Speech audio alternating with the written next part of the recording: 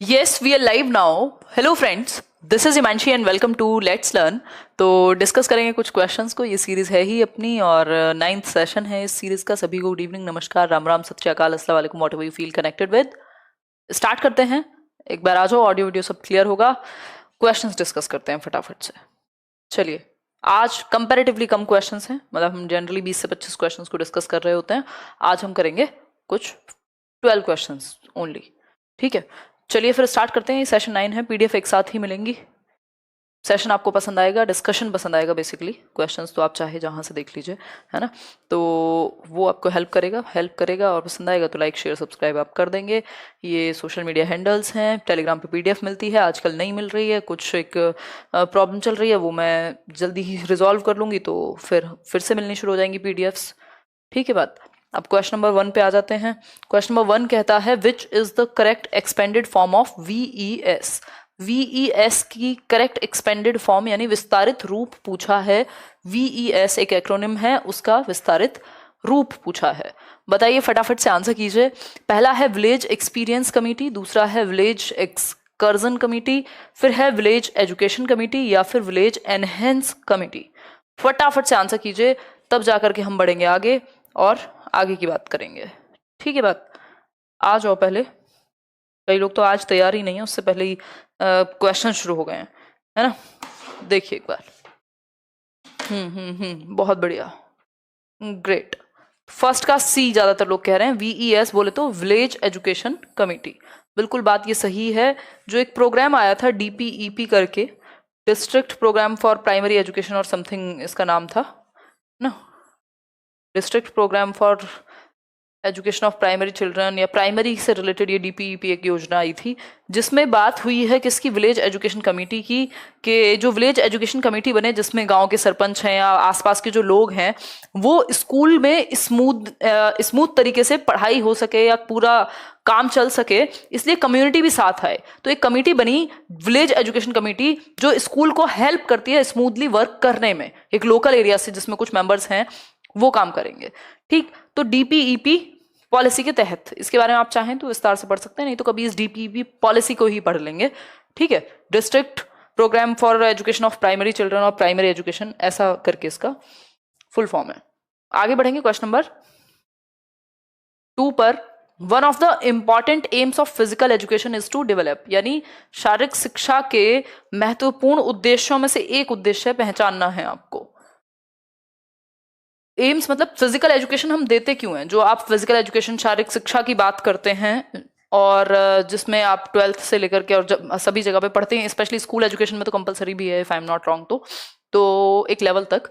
उसके बाद अगर हम बात करें इसका उद्देश्य क्या है, हम फिजिकल एजुकेशन दे क्यों रहे हैं बच्चों को, क्या डेवलप कराना चाहते हैं। Emotional adjustment, employability skills, spirituality या ओबीडियंस। तो सबसे ज्यादा जरूरी यहाँ पे जो बात होगी वो होगी इमोशनल एडजस्टमेंट। बच्चा क्या है, इमोशनली एडजस्टेड फील करता है जब वो फिजिकल एजुकेशन की एक्टिविटीज में इन्वॉल्व होता है। अब ये स्पोर्ट्स से लेकर के और बहुत सारे अलग अलग योगा से लेकर के बहुत सारी फॉर्म्स हो सकती हैं। ये चीजें आपको इमोशनली एडजस्टेड पर्सनैलिटी बनाती हैं। क्यों? क्योंकि अगर आप गेम्स में या स्पोर्ट्स में या किसी भी एक ऐसी फिजिकल एक्टिविटी में इन्वॉल्व हैं तो आप बैलेंस में फील करते हैं, या फिर स्पोर्ट्समैन स्पिरिट है वो आपको हार जीत दोनों को एक्सेप्ट करना सिखाती है, आपको कोऑपरेशन सहयोग सिखाती है, टीम वर्क सिखाती है। और इन सब चीजों के लिए आपका इमोशनली वेल एडजस्टेड होना जरूरी है, यानी आपका इमोशनल एडजस्टमेंट बेहतर होता है। क्लियर है जी बात। तो ए ऑप्शन बाकी 3 से बेहतर है कि एम्प्लॉयबिलिटी स्किल्स के लिए तो फिर वर्क एजुकेशन ज्यादा बेहतर रहेगा। स्पिरिचुअलिटी, ओबीडियंस, ऐसा नहीं है कि सिर्फ फिजिकल एजुकेशन ही ये बात सिखाएगा, फिर अदर सब्जेक्ट्स भी हैं। क्वेश्चन नंबर 3 देखिए, the president of VEC is. VEC जिसकी हमने अभी बात की थी, विलेज एजुकेशन कमेटी, उसके प्रेसिडेंट या अध्यक्ष कौन होंगे। टीचर होंगे, पेरेंट्स होंगे, हेडमास्टर या फिर ग्राम सरपंच। बताइए एक बार। विलेज एजुकेशन, हाँ तबियत थोड़ी ढीली है हेमंत। विलेज एजुकेशन कमेटी के जो अध्यक्ष होंगे वो कौन होंगे, ये पूछा है। फटाफट से आंसर कीजिए, तभी हम आगे बढ़ेंगे। स्पीड आजकल हम थोड़ी सी ज्यादा रख रहे हैं क्वेश्चंस की। थर्ड का सी, नहीं नहीं नहीं। विलेज एजुकेशन कमेटी जो है वो स्कूल में स्मूथली एक्टिविटी हो, पढ़ाई लिखाई हो, इसलिए विलेज के जो मेंबर्स हैं कुछ, उनका भी सहारा यहाँ पे लिया जाएगा। तो जो उसका प्रेसिडेंट होगा वो ग्राम सरपंच होगा। आपने देखा होगा गांव के स्कूल आप कभी विजिट किए हो या कोई आसपास आपके कभी आप रहते हो, तो जो ग्राम सरपंच है या ऐसे जो मेंबर्स हैं, ग्राम सभा भी कई ग्राम सभा जैसी चीजें, वो मेंबर्स स्कूल में योगदान देते हैं, है ना, उनका भी कुछ ना कुछ रोल है। तो यहाँ पे जो विलेज एजुकेशन कमेटी है उसके हेड होंगे ग्राम सरपंच। ठीक, प्रधान या सरपंच एक ही बात है, if I am not wrong, तो ये अलग होती है, बताना एक बार कमेंट्स में। क्वेश्चन नंबर 4 देखना, horizontal upgrading and vertical upgrading are related with which of the following groups. यानी हॉरिजॉन्टल अपग्रेडिंग, हॉरिजॉन्टल होता है एक ही लेवल, मान लीजिए एक लेवल है, यानी लेवल मींस 5th ग्रेड है, उसमें अलग अलग तरह की एक्टिविटीज हो सकती हैं, अलग अलग सब्जेक्ट्स, अलग अलग टॉपिक्स हो सकते हैं। वर्टिकल अपग्रेडिंग है कि लेवल, जैसे कुछ टॉपिक्स हैं जो 6th में भी कॉमन है, 7th में भी कॉमन है, और उनकी बस कॉम्प्लेक्सिटी बढ़ती चली जाए, तो उसको वर्टिकल अपग्रेडिंग कहते हैं। तो एक लेवल पे अलग अलग एक्टिविटीज और अलग अलग लेवल पे डिफिकल्टी लेवल बढ़ने की जो ये ट्रेनिंग है वो किस ग्रुप से रिलेटेड है या कहाँ कराई जाती है। तो प्री सर्विस टीचर्स के लिए होती है in service teachers, in service principles या ट्रेन्ड प्रिंसिपल्स। बताइए एक बार फटाफट से, आंसर कीजिए बहुत ही तेजी से। तो इसका आंसर होगा इन सर्विस टीचर्स। भाई जब आप स्कूल में हैं ऑलरेडी, तभी तो आपको नेक्स्ट डिफिकल्टी लेवल, वर्टिकल जो आपका अपग्रेडिंग है कि 6th में मान लो एक टॉपिक है, उसको और नेक्स्ट लेवल पे डिफिकल्टी लेवल और बढ़ेगा, 7th में और बढ़ेगा, 8th में और बढ़ेगा। हॉरिजॉन्टल अपग्रेडिंग है, मल्टीपल टॉपिक्स होंगे एक ही लेवल पे। तो ये इन सर्विस मतलब एक होती है प्री सर्विस टीचर्स ट्रेनिंग जिसमें आप टीचिंग ट्रेनिंग में करते हैं, एक होती है इन सर्विस। तो इतनी ज्यादा जो डीप में होगी वो इन सर्विस होगी, जब आप टीचर बन चुके हैं तब आपके सेमिनार्स वगैरह कंडक्ट कराए जाएंगे इस चीज को लेकर के। आगे बढ़ेंगे क्वेश्चन नंबर 5 की ओर। The concept of work experience is first stated by which commission. यानी वर्क एक्सपीरियंस आप देखते हैं एक सब्जेक्ट भी है आपका, 12th वगैरह में भी आपने देखा होगा, इवन अपने teaching training BEd, DElEd, BEd, इन सब में भी आपने कहीं ना कहीं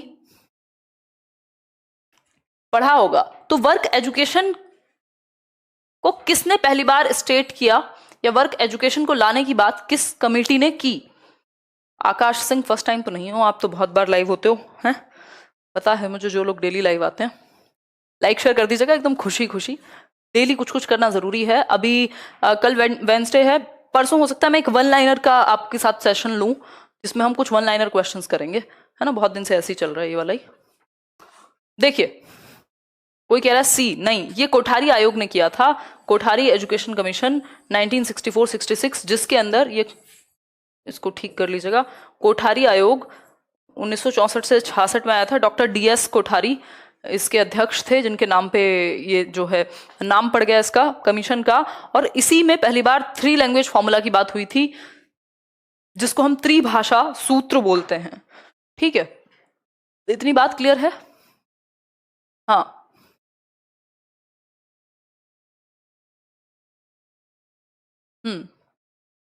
धन्यवाद लक्ष्य भारद्वाज। बाकी हाँ, मेहनत कीजिए और सही दिशा में वर्क कीजिए। क्या कोई एक पर्टिकुलर गाइडेंस चाहिए आपको, वो आप बता दीजिए, हम कोशिश करेंगे आप तक पहुंचाने की। क्वेश्चन नंबर 6 देखिए, schools must take frequent help from which of the following groups for the academic progress of students. यानी छात्रों की शैक्षणिक प्रगति के लिए, यानी उनका जो एकेडमिक प्रोग्रेस है वो बेहतर हो, स्कूल्स को फ्रिक्वेंट हेल्प किसकी लेनी चाहिए?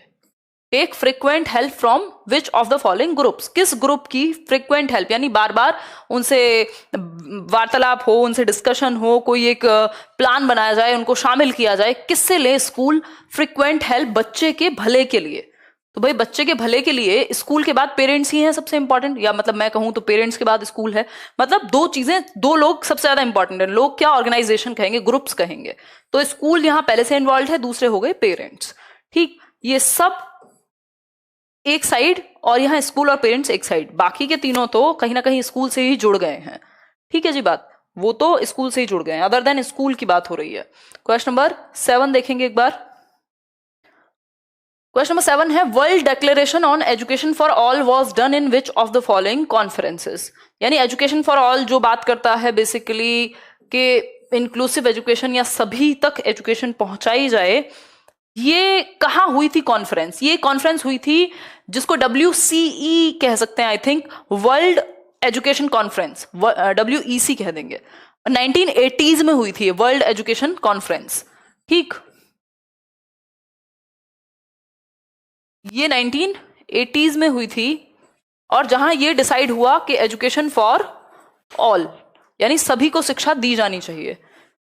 ये थाईलैंड की एक जगह है, जोमशियन कहते होंगे या तो इसको, या जो भी इसकी प्रोनाउंसिएशन है, वहां पे ये कॉन्फ्रेंस हुई थी। तो इसका आंसर क्या हुआ? बी सही हुआ। तुक्का मत मारो, जयपुर नहीं है ना, जॉर्डन भी नहीं है, जमाइका भी नहीं है। आगे बढ़ेंगे, ये कुछ कुछ एक्स्ट्रा चीजें पढ़ने लायक हैं। क्वेश्चन नंबर 8 देखिए, special Olympics are organised for which section of the population? Special Olympics जो है वो किसके लिए होते हैं? एक तो होते हैं नॉर्मल ओलंपिक्स, इनको स्पेशल ओलंपिक्स या फिर आई थिंक पैरा भी बोल देते हैं, para Olympics if I am not wrong. तो देखिए एक बार फटाफट से बताइए, आएगा बैच, अभी सीटेट आने तो दो। बताओ एक बार, आंसर करो फटाफट से, लाइक शेयर करो और आंसर करो, बाकी कोई एक्स्ट्रा बातें नहीं करनी, है ना। देखो एक बार, एक्स्ट्रा बातें हम करेंगे यहाँ। Special Olympics are organised for which section of the population? किस सेक्शन के लिए पॉपुलेशन के स्पेशल ओलंपिक्स? स्पेशल का मतलब ये जिनको कोई स्पेशल नीड हो उनके लिए, है ना। तो emotionally disturbed, physically challenged, socially excluded या mentally retarded and with cognitive delays. बताइए एक बार। स्पेशल का मतलब सिर्फ ये नहीं होता कि फिजिकली ही स्पेशल फील करेंगे, वो किसी भी सेंस में हो सकते हैं, चाहे वो मानसिक रूप से हो, चाहे वो कॉग्निटिव डिलेज हो गए हो, ठीक। ऐसा D+B कहता है। पैरा तो आई थिंक फिजिकली ही होगा अगर पैरा लिखा होता तो। क्वेश्चन नंबर 8 हो गया, 9th पे चलते हैं। क्वेश्चन 9 है, an angel in a person in psycho analytical theory for हुम इट इज यूज्ड फॉर? यानी मनोविश्लेषणात्मक सिद्धांत में एक व्यक्ति में एक एंजल, या एंजल को जो भी कहते होंगे, एंजल को क्या कहते हैं हिंदी में? परा तो नहीं कहेंगे ऑब्वियसली, है ना। तो एक एंजल या भगवान का रूप मान लीजिए आप, किसके लिए इसका उपयोग किया जाएगा? इड, सुपर ईगो, ईगो या लिबिडो? बताइए एक बार। दूत कह सकते हो, राजदूत तो नहीं होगा, कुछ और होगा। फरिश्ता, हाँ फरिश्ता कह सकते हो, वो थोड़ा एक डिफरेंट वर्ड हो जाएगा, बट उर्दू फारसी। देवदूत कोई कह रहा है, खतरनाक खतरनाक, कोई कह रहा है एंजल प्रिया। नहीं नहीं, मतलब बात समझ में आ गई ना, उतना काफी है। इतनी गलती तो आजकल पेपर में भी होती है ट्रांसलेशन में। देखो एक बार, अगर हम बात करें तो एड तो भैया कभी भी देवदूत नहीं बन सकता, है ना। ये क्या है? ये तो एंजल तो हो ही नहीं सकता, ठीक। ये तो डिजायर प्रिंसिपल पे है, ये तो क्रिमिनल प्रवृत्ति की तरफ लेके जाएगा आपको अगर ज्यादा हो गया तो। ईगो रियलिटी बेस्ड है, तो इसको बहुत अच्छा भी नहीं बनना और बहुत बुरा भी नहीं बनना। लिबिडो भी टोटल सेक्सुअल अर्ज या अर्जेस के बेसिस पे है, ठीक। तो सुपर ईगो एक ऐसी चीज है जो मॉरलिटी की बात करता है, जो बड़े बूढ़े राजदूत और वो देवदूत टाइप्स के कुछ गलत करना ही नहीं है, सच बोलना है तो सच ही बोलना है। दिस इज सुपर ईगो, कि एक देवदूत के रूप में एक व्यक्ति में काम करेगा ये, ठीक। सुपर ईगो, मॉरलिटी प्रिंसिपल, ये सिगमंड फ्रॉइड इसकी बात करते हैं अपनी थियोरी में। अभी कुछ टाइम पहले हमने इनकी थियोरी की थी और बहुत अच्छे से डिटेल में की थी, यूट्यूब पे एक बार देख लेना उसको। क्वेश्चन नंबर 10 देखिए, psychology has made education what? मनोविज्ञान ने शिक्षा को कैसा बनाया है, ये पूछा है। करिकुलम सेंटर्ड बना दिया है, टीचर सेंटर्ड बना दिया है, चाइल्ड सेंटर्ड बना दिया है, या सब्जेक्ट सेंटर्ड बना दिया है? देखो, मनोविज्ञान बात करता है एक व्यक्ति की, उसके मन की, उसकी प्रवृत्तियों की और उससे रिलेटेड जितनी भी चीजें हैं। तो जब हम बच्चे को जान जाएंगे, बच्चे के मन को जान जाएंगे, तो फिर हम उसको एजुकेशन में इस्तेमाल करेंगे, और जब हम एजुकेशन में इस्तेमाल करेंगे तो बच्चे के अकॉर्डिंग चलने की बात करेंगे। तो साइकोलॉजी ने चाइल्ड सेंटर्ड बनाया है किसको? एजुकेशन को। क्योंकि आप बच्चे की पर्सनैलिटी, उसका इंटेलिजेंस, उसकी हेरिडिटी और एनवायरमेंट, उसके डेवलपमेंट को समझने लग गए साइकोलॉजी के कारण, और जब आप इन सब चीजों को समझने लग गए तो आप बच्चे के अकॉर्डिंग चलने लग गए, यानी आपका करिकुलम चाइल्ड सेंटर्ड हो गया। बच्चे को सेंटर में रखेंगे क्योंकि शिक्षा हम बच्चे के लिए दे रहे हैं, शिक्षा बच्चे के लिए है, ना कि बच्चा शिक्षा के लिए है, ठीक है। आगे बढ़ेंगे, नेक्स्ट क्वेश्चन पे जाएंगे। Question number 11, Wilhelm Wundt of Germany is known for? Germany के विल्हेम वुंट को किस लिए जाना जाता है? विल्हेम मैक्सिमिलियन वुंट को किस लिए जानते हैं आप लोग, ये पूछा है। बताइए एक बार, फटाफट से आंसर कीजिए। विल्हेम वुंट को आप क्यों जानते हैं? विल्हेम वुंट जो अभी पहली क्लास हुई थी ना, जब ये जो रीट वाला और यूपीटेट वाला जो एक सीरीज हमने शुरू की थी इधर यूट्यूब पर ही, उसमें मैंने आपको बताया था विल्हेम वुंट वो व्यक्ति हैं जिन्होंने कंप्यूटर्स पे काम नहीं किया, कंप्यूटर्स से तो बहुत पहले आए थे ये। Propounding a theory on social development, ऐसा भी नहीं है, ये तो कोई खास इनका साइन लर्निंग, तो टॉलमैन बात करते हैं साइन लर्निंग के बारे में। Option A is the right answer. Opening first psychological laboratory, पहली मनोविज्ञान की जो प्रयोगशाला खुली 1879 में, और ये कहाँ थी? Leipzig Germany, Leipzig university Germany के अंदर। वो किसने खोली? वो विल्हेम मैक्सिमिलियन वुंट ने खोली, जिनको एक तरह से हम कह सकते हैं कि एक स्कूल था स्ट्रक्चरलिज्म, जिसकी स्थापना इन्होंने की। स्ट्रक्चरलिज्म जिसको वॉलंटियरिज्म पहले कह दिया जाता था, यानी संरचनावाद, जिसके फादर इनको कह दिया जाता है। हालांकि जो स्ट्रक्चरलिज्म नाम है वो इनके ही एक शिष्य थे, एडवर्ड टिचनर, उन्होंने दिया था। ठीक है जी बात। तो ये बेसिक सी बात है कि वुंट वो व्यक्ति हैं जिन्होंने एक तरह से मनोविज्ञान को एक साइंस के रूप में स्थापित कर दिया, क्योंकि एक्सपेरिमेंटल साइकोलॉजी का जनक कहा जाता है इनको। इन्होंने एक्सपेरिमेंट शुरू किए, एक लैब स्थापित की, पहली बार दुनिया की पहली लेबोरेटरी थी ये साइकोलॉजी की। भाई साइंस की होती है ना लेबोरेटरी, तो इन्होंने साइकोलॉजी की पहली लेबोरेटरी स्थापित की 1879 में लिप्जिंग के अंदर, जो कि जर्मनी में था। क्वेश्चन नंबर 12 देखिए, कई लोग इनको फादर ऑफ साइकोलॉजी भी कह देते हैं। क्वेश्चन नंबर 12 है आज के लिए लास्ट, आज क्वेश्चंस थोड़े से हम कम कर रहे हैं। Question number 12 says the environmental factors that shape development include all of the following except, यानी वो environmental factors, वो पर्यावरणिक कारक जो एक व्यक्ति के विकास को शेप करते हैं या आकार देते हैं, सारी चीजें इंक्लूडेड हैं सिवाय किसी एक को छोड़कर। यानी पर्यावरणीय कारकों में कौन सी एक चीज संबंधित नहीं है या जुड़ी हुई नहीं है पर्यावरणीय कारकों से? बताइए एक बार।